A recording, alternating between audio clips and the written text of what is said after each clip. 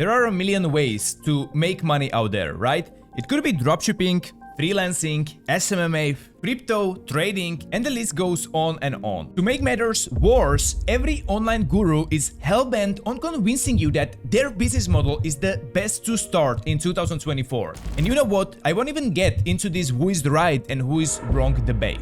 But I can tell you this, there is so much more to the story than these gurus are letting on. See, the thing is, I've spent years experimenting almost with every business out there, and this is what I have learned from them, even the ones that didn't quite pan out. Every business has its unique challenges and rewards. Some are easier to start, some scale faster, and some demand different skill sets. The problem is that most gurus focus on selling their own experience, which I admit may have been successful for them, but make no mistake, they're not helping you find the perfect fit. That's why in this video, I'm handing the power back to you. I will break down every business model I have tried so you can make an informed decision. We are going to rank them on the basis of, first, information availability. How easy is finding the resources you need to get started? Then second, starting capital. How much money do you need upfront to launch? Then third, complexity level. How difficult is it to actually implement the model? Then fourth, skills gained. What valuable skills will you pick up along the way, even if things don't go according to plan? Fifth, generate your first $1,000. How fast can you potentially see some initial income and let's say $1,000? And last one, scalability. Can you grow this business over time, or is there a limit to its potential? By the end of it, you clearly understand each model's pros and cons and that you can choose a path that fits your skills, goals, and resources. Now, I don't want to test your patience anymore, so let's get down to it, starting with first one, dropshipping. If you've been researching for business models, there is no way you haven't landed on dropshipping. I think it's a rite of passage for newbies, and almost all of them find it right away. Say 5 to 10% become successful at it, and the majority move on to try rest of the models. So let's start with information availability. So since it's one of the leading business options out there, there is ton of information, almost to an overwhelming level. I remember when I just started looking for online money-making gigs, the very first thing I saw was an ad from a Slovakian guy. He was making money dropshipping in the US and then selling courses back home in the Slovakia and the Czech Republic. The course was tempting, but it cost 400 euros, which a broke college student like me didn't have at that time. That actually is a problem about dropshipping, but more on that in a second. The point is that endless gurus are teaching it on YouTube, their private courses, mentorship, and whatnot, so you can find plenty of good paid but also free resources. The only challenge is you will have to sort through them to separate the scammers, and trust me, every other guy here claims to be a dropshipping expert, from the actual pros who are actively generating a solid income from it. So just be critical of those get-rich-quick schemes. That's why I will give it an 8 out of 10 in terms of available knowledge. Now let's move on to the starting capital. Now here is where things start to go a little bit downhill. On paper, dropshipping doesn't need any upfront money, or at least that's what most articles explaining this business model preach to you. You don't need to buy a product, there is no inventory, and you're just the middleman. But from my experience, there are always hidden costs. Building a website or a landing page, advertising and marketing costs all add up before you even see a penny in profit. And to succeed, you must have anywhere from $1,000 to $3,000 to get started, and at the same time you could easily lose all your investment. So I would rank it at 4 out of 10.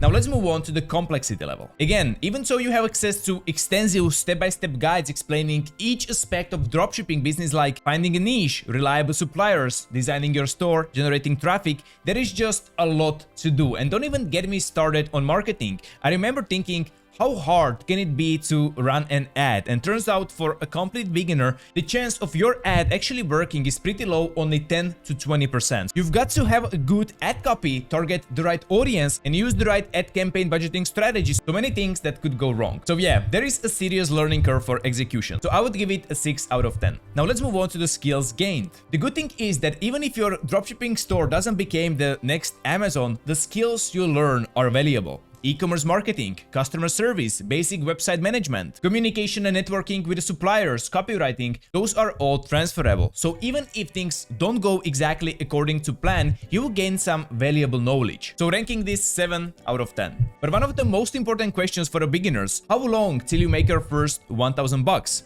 no guarantees. It depends on your product selection, marketing efforts, and if I'm being 100% honest with you, a pure luck.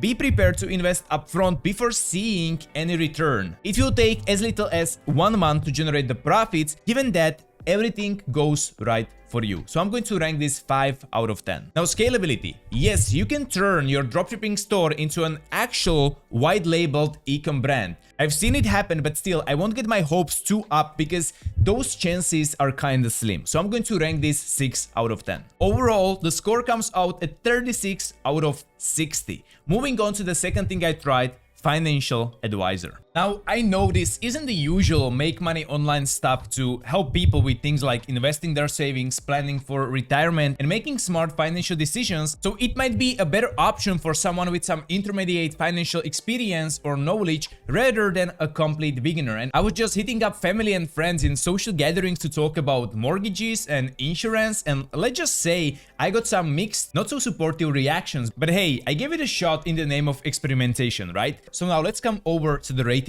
First things first, information availability. There is a decent amount of information available on becoming financial advisor. You can find resources online through professional organizations and even at some colleges, but I believe you don't really want to go to the college. Some details might be specific to certain licenses or certifications, so research is a key. But since not many are actively teaching it, you might be on your own most of the time. So it's 5 out of 10 for me. Now let's move on to the starting capital. Compared to other businesses, the upfront costs aren't crazy. However, you would have to pay some ongoing training, licensing fees, exams, and registration with regulatory bodies such as Financial Industry Regulatory Authority. I actually didn't go through any of that, but if you want to practice being a financial advisor professionally, you need to pass the SIE exam by FINRA, which costs about $80. And then there are additional licenses like Series 6, $75, and Series 7, $300 and more. So I would rank this 6 out of 10. Now, complexity level. Finding clients will be your biggest challenge here because nobody would trust a noob to be their financial advisor. I had many family members laugh at my face, so I know the feeling. But building an online presence and offering free content can be one way to attract the clients. Another thing you can do to stand out is to go for younger people who desperately need someone to manage their finances instead of targeting retirement age professionals with thick financial records. They can be your friends, your colleagues, or people in your social circle. But still, even if you nail the client hunting aspect, understanding the financial products, regulations, and client needs can be a bit tricky. Ultimately, how successful you are comes down to your experience in finance. So maybe a 4 out of 10. Now let's move on to the skills gained. This is where being a financial advisor shines. Even if it doesn't work for you at all, it teaches you some of the most valuable things your mainstream educational platforms don't, and it makes me so mad that they don't. Managing risk, long-term wealth building, relationship building. And these skills could be super helpful in managing your own finances, even if you don't manage other people's money. So I would easily rank this 8 out of 10. Now, how fast to generate your first $100? Now, this is a long-term play. Building a client base as a financial advisor takes time and trust. Your income will depend on the commissions you earn from managing clients' portfolios. Expect a period of investment before seeing significant returns. So in terms of how fast to generate $1,000, I would give it like 3 out of 10. And now scalability. As your reputation and client base grows, you can potentially scale your business by taking on more clients or building a team. Or selling your practice to another advisor can also be an option, but it really depends on the value you've built. So I'm going to rank this 5 out of 10. So the total score is 31 out of 60. And let's talk about my own experience with blogging. This one goes back to my college days during quarantine. I was doing a degree in physiotherapy, so thought, why not start a blog in this niche? And we went all out, connecting it with a killer Instagram account, writing 15 to 20 super high quality posts, all researched, informative, the whole package, but there was no traffic and barely any views. A month and a half in, we were burned out and gave up. But looking back though, I think we missed on a huge opportunity. So let's move on to the ranking. Information availability with blogging is practically overflowing. There are free tutorials, online courses, endless articles. You can get literally buried in information if you're not careful. The key is to find a mentor, which is something I didn't do and ultimately failed. Let's rank this 9 out of 10. In terms of startup money, blogging can be extremely affordable incredible because you can get started with a free website builder and minimal hosting costs like with WordPress, Blogger, Wix, and Substack, or many more. But remember, as your blog grows, you might want to invest in a custom domain, premium themes, or marketing tools to reach a wider audience and boost your income. It's all about scaling as you go. I would give it 8 out of 10. Now, complexity level. Setting up a blog is fairly straightforward. The real challenge comes with creating consistent and high quality content that people actually want to read. That would take time, effort, and a lot of patience. Apart from that, there is the whole SEO or search engine optimization part, which most beginners struggle with, but it's essential in order to help their blog to be discovered. 7 out of 10 from me. Now, in terms of skills gained, writing, content marketing, SEO, social media management, maybe even little of a graphic design are some of the skills you learn here. And you can use them in tons of different online ventures, even if blogging itself isn't your ultimate goal. 7 out of 10. But now, how fast can you generate your first 1,000 bucks? Now, this is where blogging as an income source struggles the most. There is no fast track to success here. No one told me about the long game of blogging, that you gotta keep pushing for months before you see any real results, before you even think about making money. And that's why I gave up so fast, even though I did everything else right. According to the Blogging Income Survey for 2024, it takes about 1 year to start earning over $1,000 per month from your blog. The good thing is monetization options like ads, affiliate marketing, or sponsored content can bring in income faster. But again, it depends on how big your audience is and how engaged they are. So a 2 out of 10 would be completely fitting here. But before you write blogging off altogether,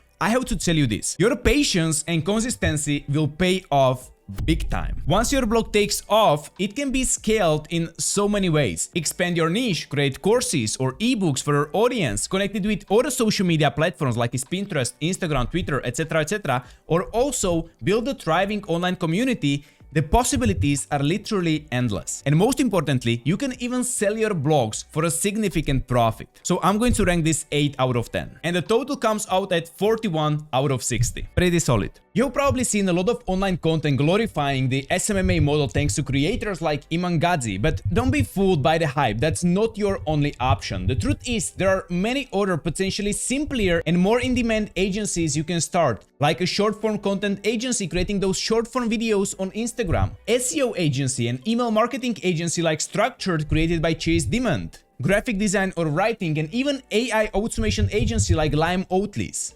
Basically, you need to pick any service and offer it A to Z so your client doesn't even have to lift a finger. For example, Ryan Diaz created a service agency scalable out of a single business operating system that helps businesses to scale. Now let's see if this business model fits you or not. Let's start off with information availability. It can be a bit tricky to find information if your agency is something other than SMMA. That's one of the downsides of going against the flow, but it can be also an opportunity for you to shine. It will come down to you to research the market, find that golden spot that no one is doing, and learn something about it to become the sole authority in it. I would rank this 5 out of 10.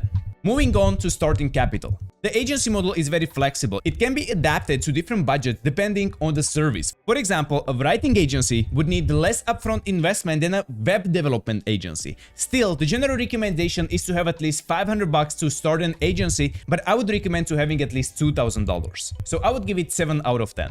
You will need to look for 2 types of people here. First, clients, obviously, and secondly, team members with the right skills, because if you're doing it alone, you're just a freelancer. Then there is developing a laser-sharp marketing strategy, an in-depth understanding of your target market, financial decisions, and offering high-quality services. Managing that all together make this business a tad difficult. A 4 out of 10. In terms of skills gained, the specific skills you develop depend on your agency's niche. Generally, you will gain expertise in client management, project management, marketing, and sales. 7 out of 10. Now let's speak about how fast you can generate your first $1,000. Again, it depends on your offer. If you can find a market gap and offer something no one is offering, you can practically make $1,000 in one day with just one client. And if you have long-term contracts or profit-sharing models which are highly profitable, you can even multiply the profit by 5. So I will give it a proper 9 out of 10. Moving on to scalability. Scaling an agency can be hard because you often hit a growth barrier limited by your team's capacity and the complexity of your services. It's one of the limitations of the agency model. So giving this 6 out of 10. Overall, we are looking at a total of 38 out of 60.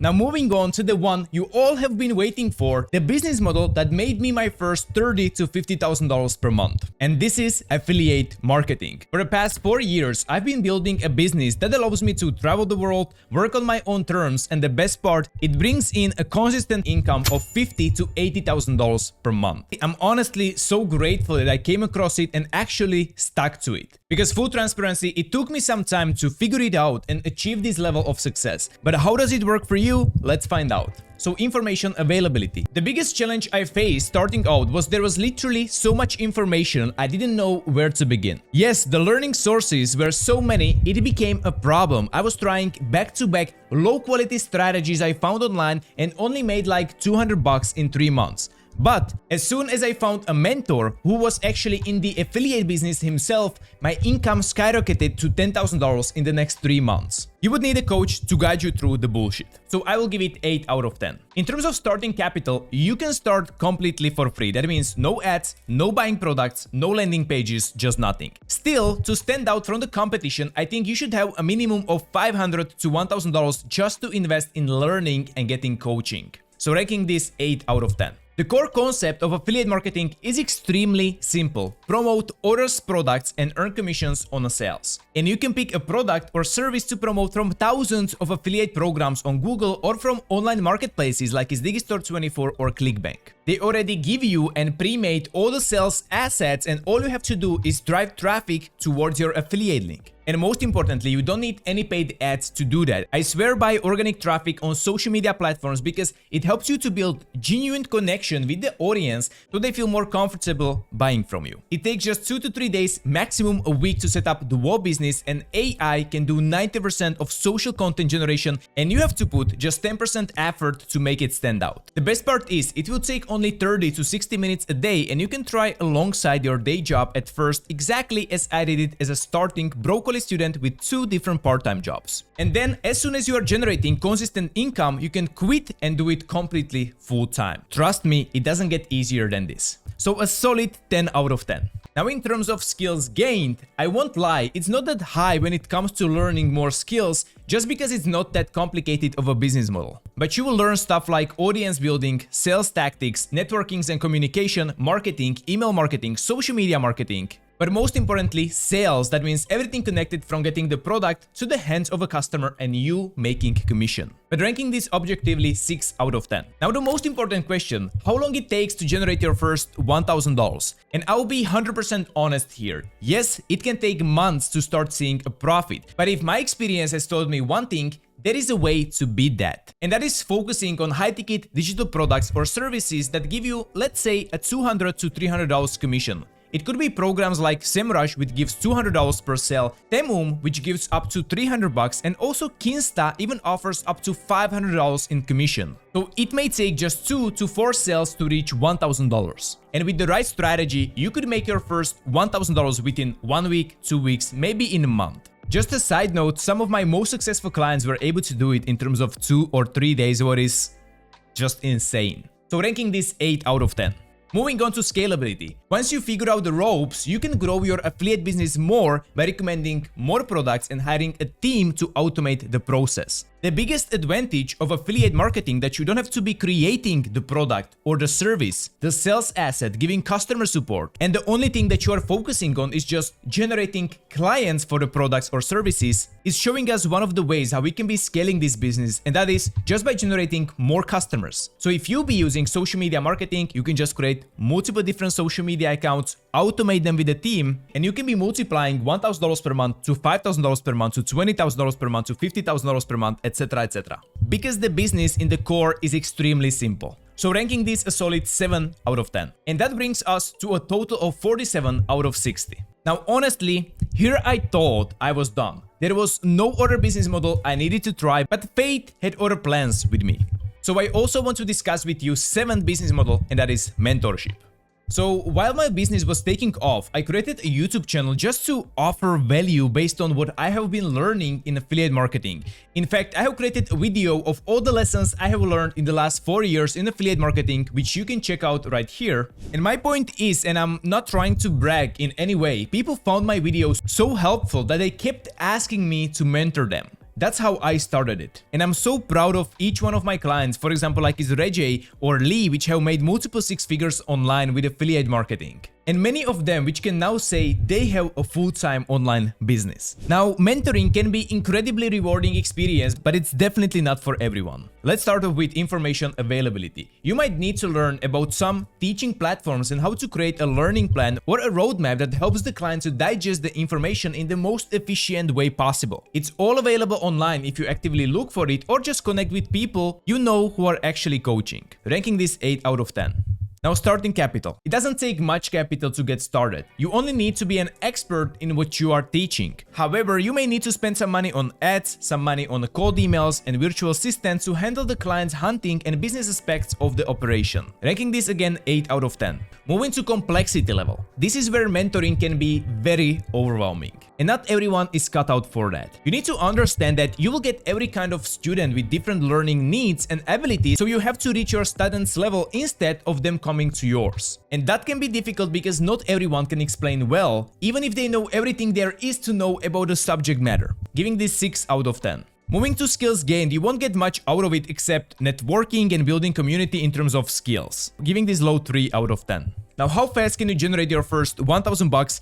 It heavily depends on how you charge your client. If you have an hourly rate, it might be a slow process, but if you are going with upfront payment, then you can generate income sooner. And obviously, it depends on your rates. The higher quality value you offer, the higher you can demand and the sooner you can make your first grand. But again, to make this clear, in order to start the mentorship, you really need to be expert in some industry. Giving this 7 out of 10. Moving on to scalability. Again, a downside and a pretty major one at that. You can't really scale this business because there is a limit to the number of students you can take. Of course, you can scale it higher, but the quality is going to be decreasing. And at that point, I don't really believe it's a mentorship. So giving this 2 out of 10.